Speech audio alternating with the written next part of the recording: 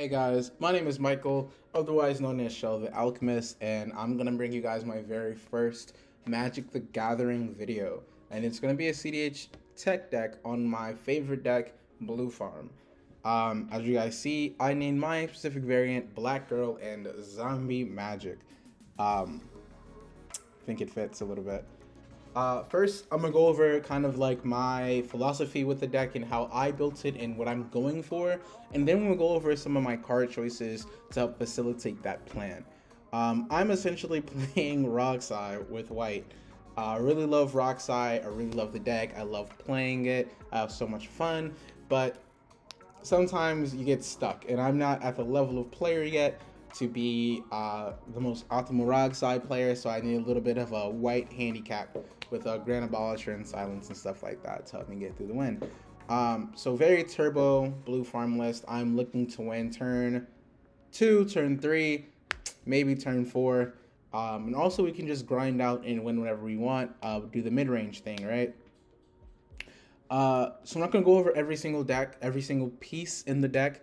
I'm pretty sure Blue Farm's gonna beat to hell how many deck techs there are of it. I'll just go over some of my choices to go through those lines. So first off, a little bit about the deck. It is a Sands green deck. It is all the best cards in the format in these colors. The deck is very, I keep saying but the deck is very commander agnostic, meaning that it doesn't need its commanders to win. The commanders kind of facilitate getting you more cards to put that soup together, make that nice gumbo, that nice mistrone, things like that, to make it all together. So they are essentially Ristic Studies, Mystic Memorials, whatever you want to call it, card advantage in the command zone. Crom, I'm leaning more towards Crom in this build, turboing out Crom, getting Crom out turn 1, turn 2 to beat face into draw cards. I am not on Ragavan or anything like that to facilitate the Temna plan, which is to get a little dorks in, get in really quick, punch face a couple times, draw some cards. Temna is definitely the second plan in my build. Some cards you don't usually see in Blue Farm. Bergie in my opinion, go ahead and get you a bunch of mana. The stopgap in this deck is mana. You draw a crap ton of cards. You have more cards than usually most people, you should be, if you're playing it right. You just don't have a lot of mana. So Bergie facilitates that. It's really easy to cast. It's 1 and 2, a land, mana crypt, land, mana vault, land, whatever, right? Really easy. And once it gets going, it's almost like an on-site kill creature. At least in my games, everyone kills my Bergie. The flip side of that, it's also card advantage. Add Nas into Bergie, bunch of lands. This sucks. Turn all those lands into cards you can use. Each one card equals 2 cards, so that's pretty good. 3 lands, 6 cards. Pretty dope. Dockside, best creature. Not really what Dockside does. Though I would caution against keeping hands because they have a Dockside in it. You're not playing a deck where Dockside is an outlet for you, right? Or Dockside facilitates an outlet for you, right? So you're not playing Sisse, where Dockside means I win the game, or you're not playing literally Dockside is win the game in Sisse, or a Thras deck where it's an outlet or something like that for all the mana you're making. So don't get caught up with, oh, I have Dockside in hand, I have to keep this. It's not always that. As for Sentinel, we all know what that is. Gilded Drake is going to be another card that you don't see in Blue Farm. The reason I'm playing it is because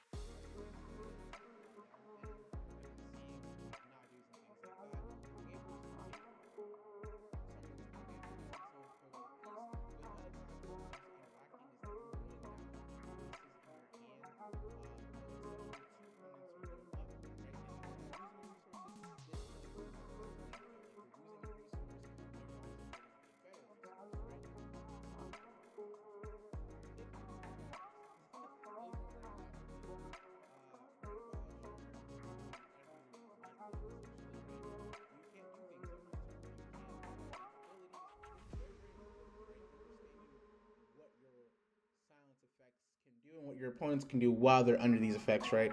Grand Abolisher is different from Ranger Captain, and they're all different from Silence, right? Grand Abolisher is lockout. The only thing they can do are use lands, land abilities, and tap lands for mana. They cannot tap their creatures for mana. They cannot tap their artifacts for mana. They cannot tap their treasures, once it's on the battlefield, they can't do anything but tap their lands. So if there's a channel ability, this also does not stop channel abilities or abilities that are in graveyards. It only stops on board abilities, right? So someone has a channel the Aurora to bounce your Grand Abolisher, right? They can do that. So verifying, making sure that, hey, do they have enough mana to Aurora? They don't have any creature mana, they don't have any like artifact mana, they can't trick you with that, and da-da-da, they have to use their land mana.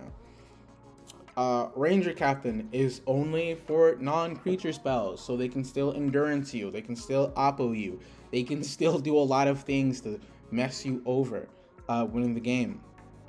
Silence is kind of the same as Ranger Captain. They can't cast any spells, but they can still channel effects, can still get you, and things like that, right? So kind of noticing like the different what can mess you up in your combo, because most times we're winning, we're going for a Thassa's Oracle line, and Thassa's Oracle line is very fragile. It's very fragile. A lot of things can stop it. I know it kind of seems like once you get there, you're there, but there are a lot of ways to stop a Thoracle, and being aware of those things is very, very important, at least in my opinion. Polywog, we're on Polywog. It's a new card, but it's a risk extending on a creature. It's kind of insane. Both of our commanders are able to evolve it. We get Polywog turn 1, Tim to turn 2, Crom turn 3. That's 2 evolutions. Then it's going to be a 3. Now all 0, 1, and 2 non-creature stops are going to... That's obviously Magic Land, but it's really, really good at that. There's no foil though. Oh, it says there's a foil. Maybe there is a foil. Maybe I just suck. But it's already at $23, right? It's a really good card. Everything else is just regular old blue farm. I am not on Ragavan. The reason I'm not on Ragavan being that I am also not on Mox Amber, as well as sometimes Ragavan, you draw Ragavan and it's kind of like, there's no open attackers. I just have a 2/1 monkey that's going to do nothing. This is great. So I took it out and I replaced it with Mockingbird. Mockingbird is able to be fetched with Ranger Captain Vios, and let's be honest, you're mostly copying Docksides and things like that, or even Gilded Drakes, or even things like that. So it's not too bad that you have to put mana into it to copy stuff. Now let's look at our sorceries. We're on 9 sorceries. There's nothing spicy in here. We're on Toxic Deluge. We're on Wheel of Fortune. We're on Demonic Tutor, Diabolic Intent. Nothing crazy. We are on Imp Seal and... We're on Mnemonic Betrayal and Praetor's Grasp. Now, some people don't play it. I play it. They're alternate win cons. Your stuff gets bluey. You have a backup plan with Mnemonic Betrayal, basically taking everyone's graveyards. So if you're in a Rollick side, I'm pretty sure they've wheeled a couple of times, or maybe once or twice, right? So the graveyards are nice and plump and full if you're alive after Rockside wheeled twice. Praetor's Grasp, another thing, super versatile piece. You don't have something, you want something, you go take it from someone else, right? Really good. Finding pieces you need. It's a Demonic Tutor +1 from someone else's yard. Be very, very careful though. The difference between Mnemonic Betrayal and Praetor's Grasp is Praetor's Grasp you have to use the right mana. Like, it doesn't mana fix for you. Mnemonic Betrayal, you can use any mana as if it were any color, right? They essentially all become colorless spells that you can cast for any color. That makes sense. I flubbed that up. I'm not going to edit it out though, because I suck. Anyway. Instance, if you see, we're on 30 instance. We have a lot of things that we can do in instant speed. We have a lot of places to interact, a lot of ways to stop people from winning. And it's not necessarily about, like, the thing that bugs me the most when I see people playing Blue Farm is that they try to answer everything. Like, you do not need to answer everything. My good friend Wong taught me that if it's not going to lose you the game, you probably are going to be fine, right? So there's a caveat to that, right? Like, I wouldn't recommend letting a Ristic resolve if you could help it, depending on the deck and depending on where you're at, right? But it just takes you having that creativity and that ingenuity to know when to interact and how to interact, if that makes sense. Like, you don't have to stop a person at the first spell they cast, even though it might stop their whole thing. But the thing is that if, how do I say? Okay, the easiest example I can think of is that if someone has a Dark Ritual, right? You have a Dispel. Or even, let's say you have a Force Negation. That's probably a better one, right? they have this and they're posturing to go ahead and ad nauseum, right? Yeah, you can hit the dark crit, but you know they saw the ad nauseum in hand, right? And also, it also depends on what kind of interaction you have. If I have a force negation, I'm more likely to let that dark crit go because if they have a adnals, you can just counter the adnals. Now they have no adnals. Like there's no point in leaving the adnals in their hand and countering the dark crit unless you're thinking, okay, they're going to necropotence, and my Flusterstorm doesn't stop a necropotence. So let's go ahead and force negation that dark ritual, because we don't want to see, we don't have any answer for the next ball that could be coming, right? But that just comes with your ingenuity, that comes with your intuition, and that comes with your creativity, which I think is a synonym for ingenuity. Whatever. Yep. Some spicy things in here. Nothing really too spicy. We are on both Path to Exile and Swords to Plowshares. People are really, even though I'm playing Turbo, I'm trying to win turn 2, turn 3. People are really skimp out on their interaction, man. Like, I only need 3 mana to win the entire game, right? Thassa's Oracle, Decon, right? That's all I need to win. And if I can use interaction to stop other people from winning the game before I'm able to set up, like, it doesn't matter how good your hand is if you're just going to lose, right? If you're playing Rogside C2, and your Nerlito deck is C3, it doesn't matter if you have a turn 2 win. Rogside is going to get turn 2 before you, and they also have turn 2 win. So they're like, right? So be able to hit those people to pieces and stop people from winning. I know Swords and Path don't stop Rogside for the most part, but they do a lot, way more than you think. Some other things I am on Strict Serenade instead of Pyroblast. Strict Serenade, there's only a couple of spells that hit creatures. Strict Serenade is able to hit creatures, planeswalkers, and artifacts that might not seem like a big deal, but you know, Shuko's a thing.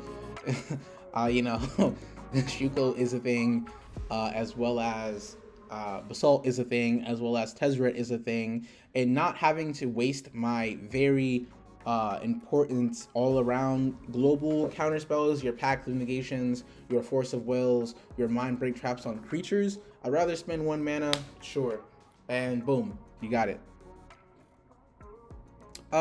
Besides that, there's nothing really too spicy in here. Artifacts, there's nothing too spicy. We are not on 2 talismans, we're on Copy Artifact. Copy Artifact, super versatile. They can copy Phyrexian Metamorphs, obviously One Rings, obviously Talisman, Soul Rings, whatever you need to do. It's just another piece of versatile card, very versatile card. And it went up in price, so that's pretty good. Chthonian Nightmare is pretty spicy. I was running Reanimate. Reanimate all the times that I thought it'd be really good. Like yeah, I'd like to reanimate a Void Winnower, but I could also just, you know, get this Dockside and win. Or, you know, Chthonian Nightmare is only from your graveyard, right? Reanimates from any graveyard. That's a difference when it's 1 more mana. Thing is that the Chthonian Nightmare opens up an entire new win line. It opens up Boker's Willmaster looping with Dockside to win the game, right?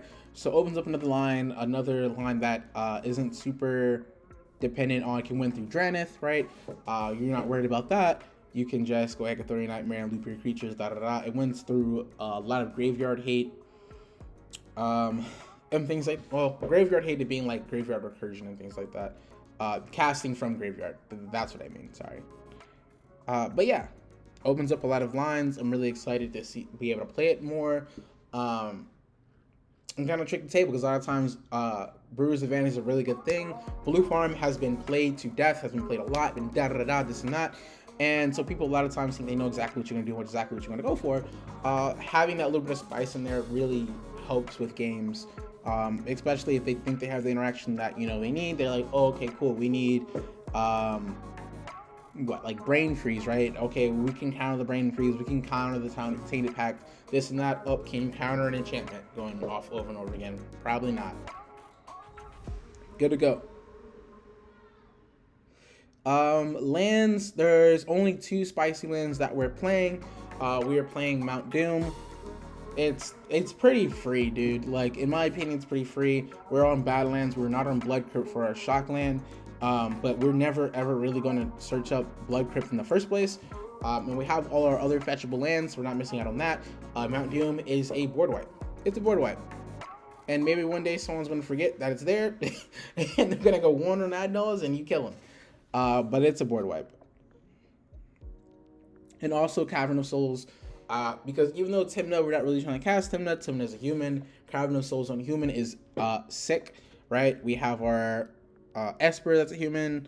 We have our Lothal, that's a human. We have our Grand Abolisher. Oh, look at that, it's a human. We have Ranger Captain, also a human. Having an uncounterable Grand Abolisher is so good. Like, watching someone spend 4 mana for a Mind Break Trap feels amazing. Okay. So that's the deck.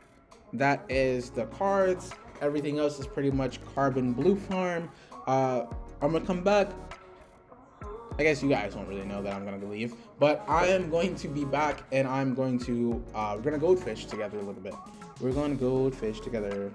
Okay, guys. Now that we've seen the deck, we've seen the pieces, things that I decided to put in the deck, and we're going to start to look at some hands and seeing exactly what to keep, what not to keep, what strategies to go for, and what to look out for as far as some kind of traps and things like that. So let's go ahead and play test. A little bit of gold fishing.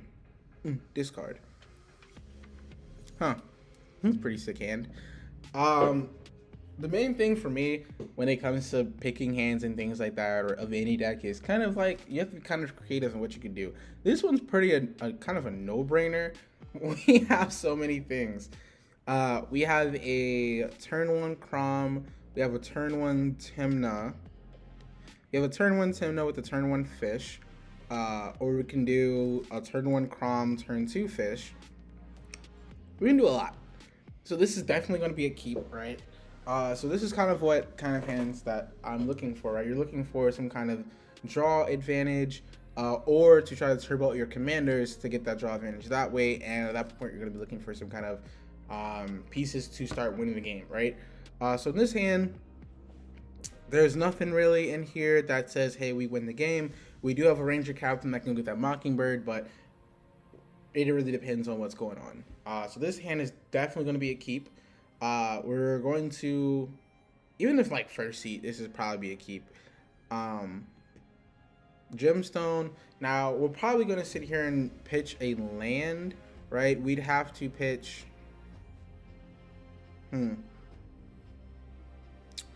We can pitch his Godless Shrine.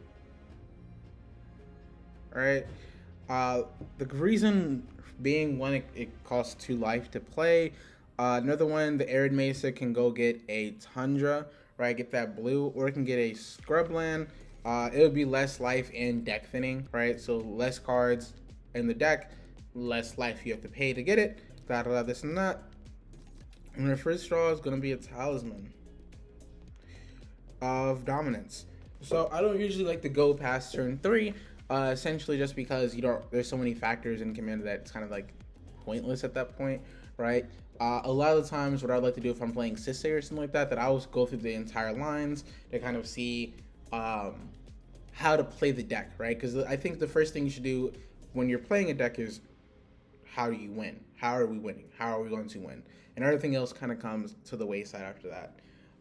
So let's look at a different hand. This hand is also probably a keep. So this hand we're looking at, I mean, we can do like, I guess, like we're seat 1 and this, but all that stuff, and so, oh, seat 3, so looking at this hand, we have a turn 1 Fish, we have a turn 1 Soul Ring, we have Interaction, we have a Force Negation using someone's turn, we have the Dispel, we can pitch, right, we almost have win in hand, right? So what I probably would do, we draw, we'd go ahead and Flooded Strand, and we'd get a Tundra,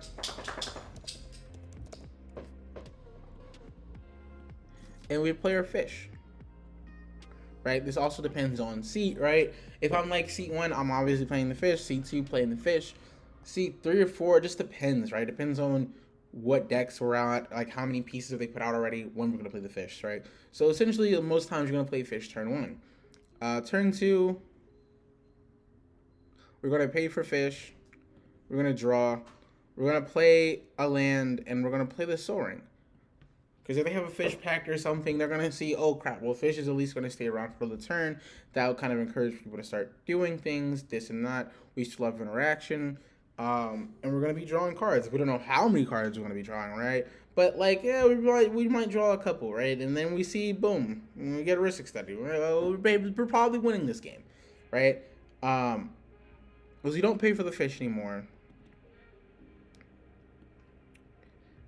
We draw, boom, we got a force of will. Like, nobody's gonna win. Like, no, we're probably gonna try to stop everyone from winning. We're gonna play our, well, first what we're gonna do is we'd always play our land first. And then, boom, we're gonna play our risk study. We're gonna play our land first because we have backup, right? We have dispel, da-da-da. And then from this point, we'll just basically farm the table. They'll cast spells, we'll draw cards, we'll interact when we need to, but we already have one in hand. This mystical tutor can go and search for a intuition, and then you can intuition or da-da-da or ad noms or however you want to slice it. But essentially at this point, we're in chill mode. We are in sit back, draw cards, interact when need to. But the biggest part about once you get to this kind of board state, this kind of like when you have your draw engine, you have your Ristic Study, you have your Mystic Gamora, you have your Crom, you have your Temno, whatever you're using to draw, you don't want to sit there and keep drawing, right? You don't want to draw. You want to like win the game, right? That's the whole point of doing all this stuff, is to win, right? So when you see a window, you go for that window, you win, right? You don't always have to push the button and just say do it when it's not optimal, but at the same time, you don't want to sit there and let Sisei get to the point where they can win at any point. You don't want Kennen to get to the point where they have a bunch of mana and they're basically going to style on you. You don't want to let these decks get to the point where those mid-range decks get comfortable, or those turbo decks, right? Because at this point, you're assuming that the turbo decks are out of gas, but they could always just come back, right? They could always come back. They always da-da-da. So you want to get to the point where you can punch it in and win, and not get stuck with the curse of drawing cards, right? Next one. I'm just wondering when I'm going to get a bad hand. I don't know. So this one right here, if we're looking, we don't have much interaction. We have a Path of Exile, we have a Chain of Vapor. That can stop a lot of things, right? This isn't really a... this might be, right? We have the turn 1 Polywog for draw. So let's go ahead and see what we'll get. Alright, well, okay. We got Dockside. So essentially what we're going to do, we're going to turn 1, we're going to play a Mox Diamond. We're going to pitch this Bloodstained Mire. Now we're going to pitch this Arid Mesa. Yeah.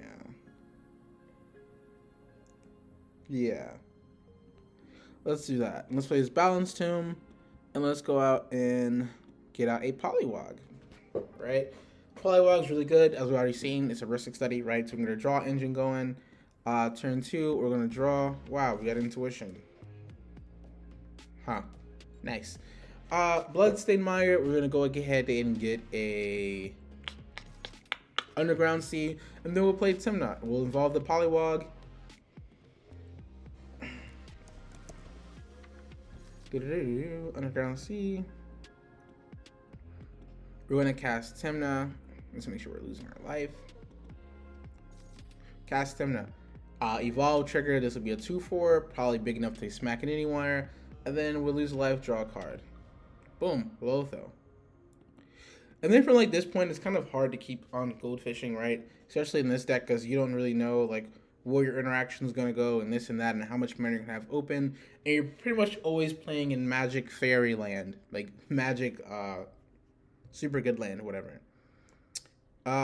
We'll go ahead and play our Lotho, right, to get that mana production going. We're getting cards. We don't know how many cards we're going to draw, but it's probably a lot.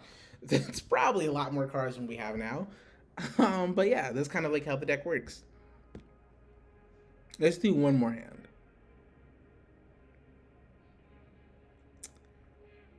All right. I wish we would get a hand that sucks. This hand is kind of questionable. So what I'm thinking about with this hand, we can definitely do better, but there's a lot that we can do right here, right? Like we have Thassa in hand, we have an MCO. What we can easily do is go ahead and let's just draw for turn, right? So we have an MCO. What I would usually get with this, in this particular, I'd get a Mana Crypt.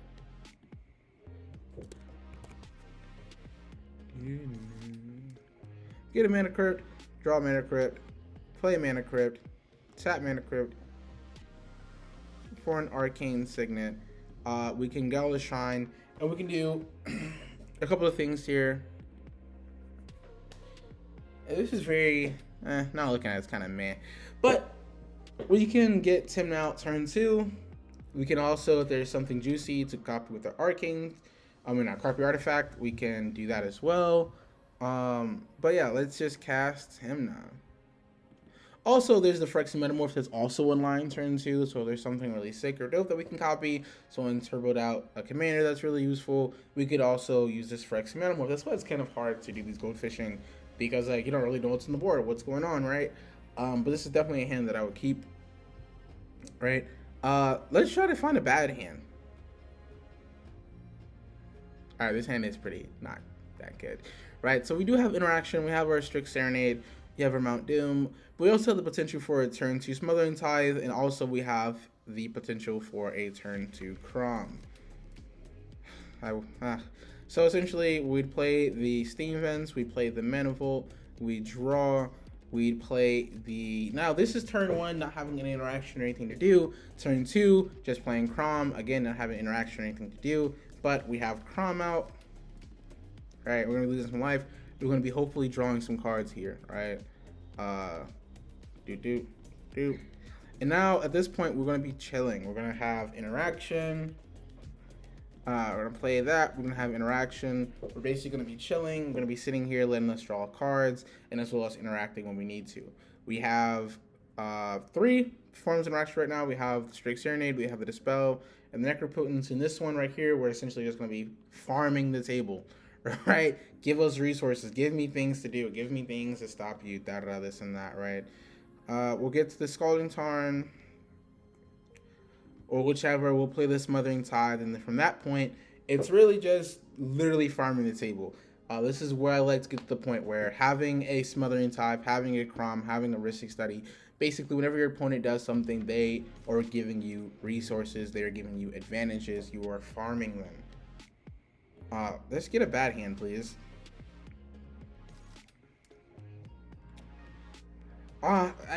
This is not a bad hand. I don't know. Golly, it's pretty decent. Right here, we have a bunch of interaction. We have the Mind Break Trap, we have the Force Negation, we have the Mental Misstep. All of them are mostly online. And we also have the turn 2 Crom. All this free interaction, and as well as the turn 2 Crom. Yep. Getting pretty hard. Yep. And then win game. This hand's crap. There's no mana or anything like that. Even if there was, there's no guaranteed turn 2 Crom or anything like that. Yeah, this hand sucks. There we go. This hand also kind of sucks. We can't cast basically any of the spells. We can't cast our Tainted Pact or Imperial Seal or Demonic Tutor. Only thing we can cast is a Elemental Blast turn 1. Not that good. And then a Boron turn 2. Yeah, not really that good.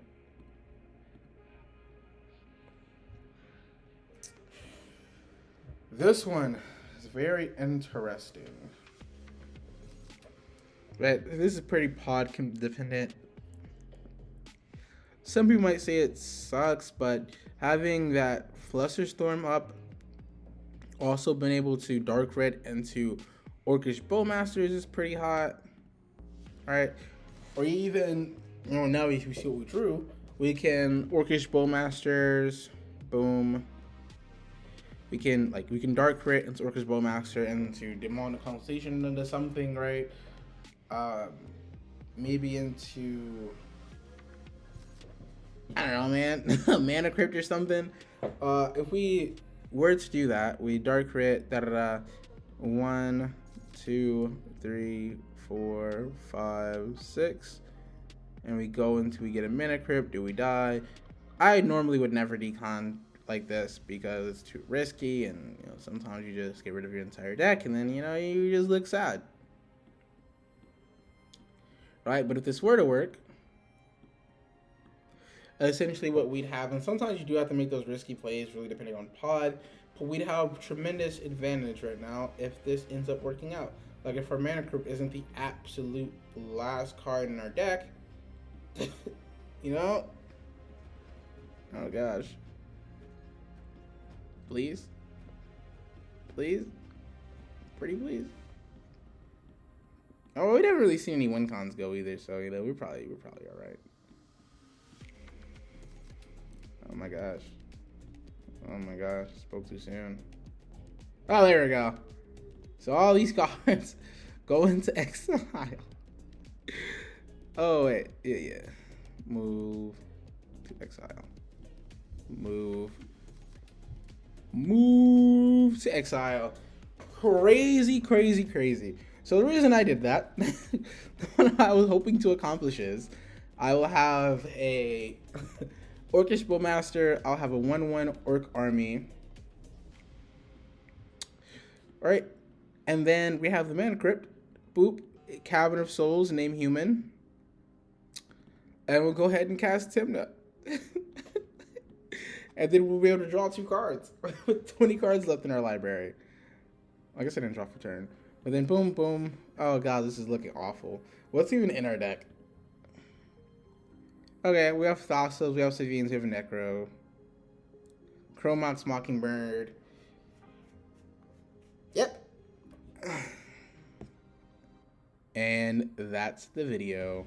Boom.